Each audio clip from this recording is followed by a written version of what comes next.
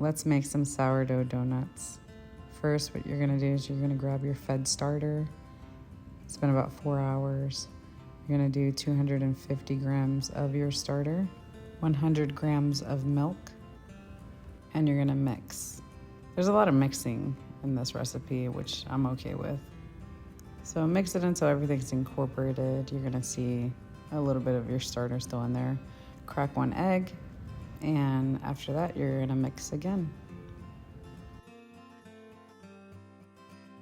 50 grams of sugar, and mix.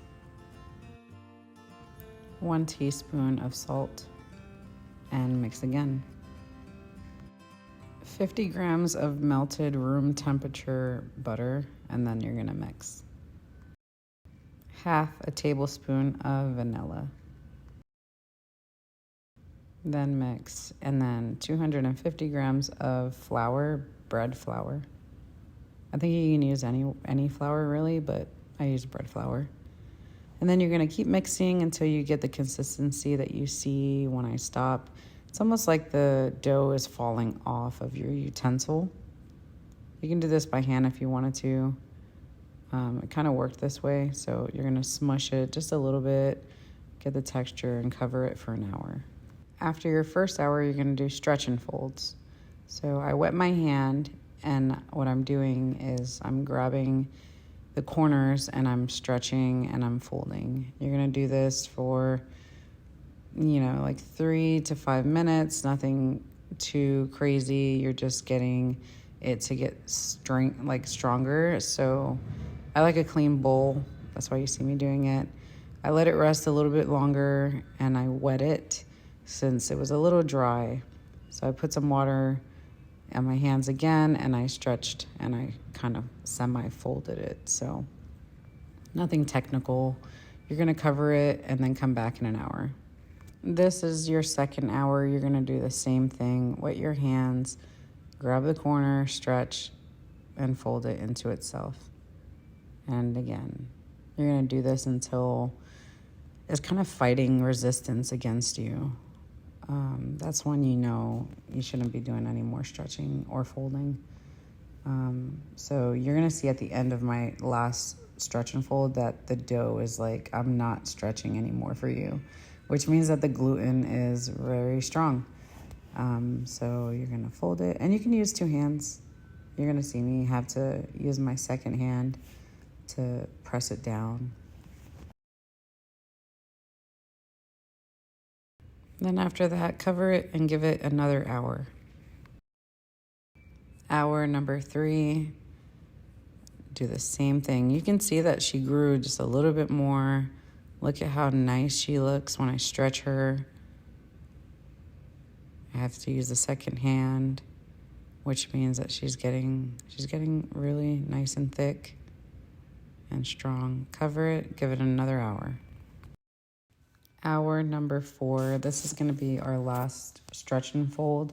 If yours does not have bubbles, or if it's not growing, or if it's sticky, you have to do stretch and folds until you get the consistency of your dough being strong. Mine's is resisting, so I have to wiggle it and push down. And at this point, before the bulk, I'm going to wet her a little bit on the top because she's a little dry. I'm gonna cover her, and then she's gonna sit for 4 to 6 hours. Before I do that, I'm gonna grab a little piece and I'm gonna put it in a different container. And the reason why I do this is I wanna see this double in size, because it's confusing sometimes when your dough is sitting in a large container and it's hard to see. Cover both of them. They're gonna sit for 4 to 6 hours.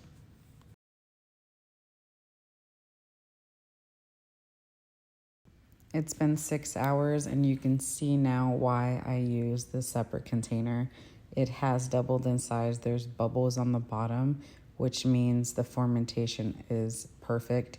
Look at how beautiful that is. You're gonna poke test, you're gonna wiggle it, should still be wiggling. There should be nothing sticking to your fingers. And then you're gonna grab the edge of the jar, and there's nothing sticking to that jar. It's perfect. Lightly flour your surface. And you're not going to force your dough out of the jar. You might have to kind of a little bit, but you should just have it drop from your jar onto your clean surface, and it just plops down. Nothing should be like an excess of dough on your jar. I took her out at the perfect time. But from there, you're gonna start to roll your dough out, move it around, get it to be flexible. Take your stuff that's on another container, put it in there, flour your roller, and you're gonna make it into this square-shaped dough. I guess that's what you say. I don't know. Anyway, you're gonna roll it out, and you kind of want it to be half an inch thick. The first one I kind of messed up. It was a little too thin, so I had to fold it until it was that half-inch thick dough before I do my shapes for my donuts.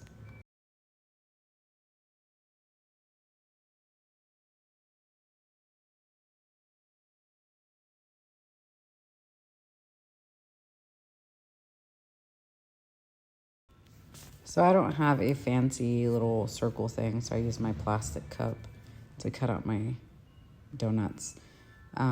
These were perfect when it came to shaping. It was a little too thin, so I should have folded it again within itself, but it still came out good in the end. So you're gonna take your fingers, put them inside in the middle of your donuts, and you're kind of gonna use a rotation to make a circle. Doesn't have to be perfect. It's for your house. No one's gonna judge you. And then here's where I kind of rushed it, because you could see where when I'm cutting into the dough shrinks back to itself. So I should have let that dough rest for a little bit before I actually cut the donuts out. So what you're gonna do is kind of fix everything, make it look good. You're gonna cover that with plastic wrap, let that rest for an hour. I should have dusted the top of my donut so it didn't stick to the plastic. So I highly recommend you do that. You're gonna get your grill to 350 degrees, and you're gonna fry your donuts 30 seconds each side. And I wanted to show you the struggle of the chopstick, but it kind of helps me in the end when I poke it through the hole and I tap the donut with the chopstick on the pan.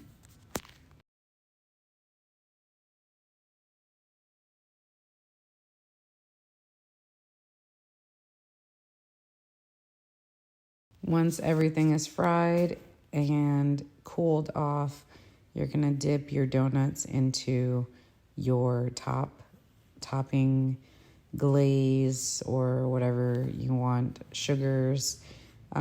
This recipe is gonna be on the screen. I kind of did not want to wait, so my donuts were still warm, and I kind of wish I would have put the icing in the refrigerator to get a little thicker. It was runny. We did the Eagles color, so we were really excited. But if it were me, I would cool off my my frosting and cool down my donuts. But still ended up perfect. No one judged. Everything was great. Look how chewy it is. And I hope you have the best donuts ever.